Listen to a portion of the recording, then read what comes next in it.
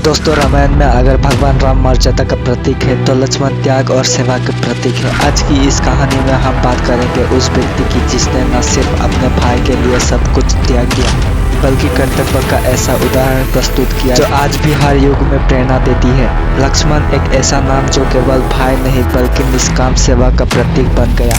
जब भगवान राम को वनवास मिला तो लक्ष्मण ने बिना एक पल सोचे कहा, भैया आप जहाँ जाएंगे वही मेरा घर, वही मेरा सुख। उन्होंने राजमहल, वैभव, आराम सब कुछ त्याग दिया। न किसी का उद्देश्य, न कोई स्वार्थ, बस एक ही संकल्प, भाई की सेवा ही मेरा धर्म है। वन में 14 वर्ष तक लक्ष्मण न केवल भाई राम के रक्षक बन रहे बल्कि माता सीता की सेवा में भी अडिग रहे। कभी स्वयं आराम नहीं किया, रात रात भर पहरा देते रहे। कहा जाता है कि उन्होंने निंद्रा देवी को वचन दिया था, जब तक राम और सीता वन में रहेंगे मैं नहीं सोऊंगा। और 14 वर्ष तक उन्होंने सचमुच नींद ही नहीं ली। यह कोई चमत्कार नहीं, यह था भक्ति का चरम रूप, जहाँ शरीर नहीं आत्मा सेवा करती है। एक दिन माता सीता ने उनसे पूछा, लक्ष्मण तुम इतने शांत कैसे रहते हो, क्या कभी थकान नहीं होती?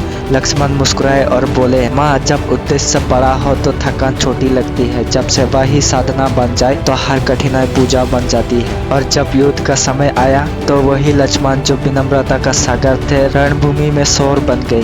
रावण के पुत्र इंद्रजीत जैसे योद्धा से भी भिड़ गए, क्योंकि लक्ष्मण जानते थे धर्म की रक्षा केवल ध्यान से नहीं कर्म से भी होती है। पर क्या आपने कभी सोचा है लक्ष्मण का सबसे बड़ा त्याग क्या था?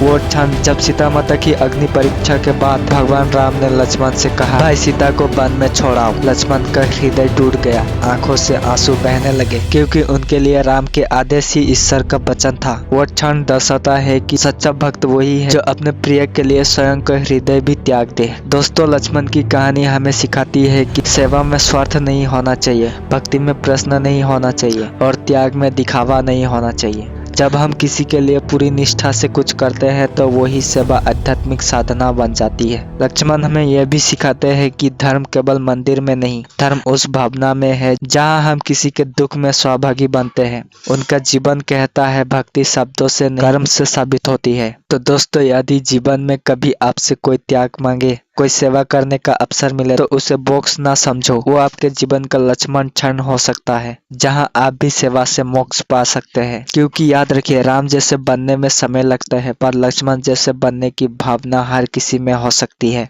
जय श्री राम, जय लक्ष्मण। धन्यवाद।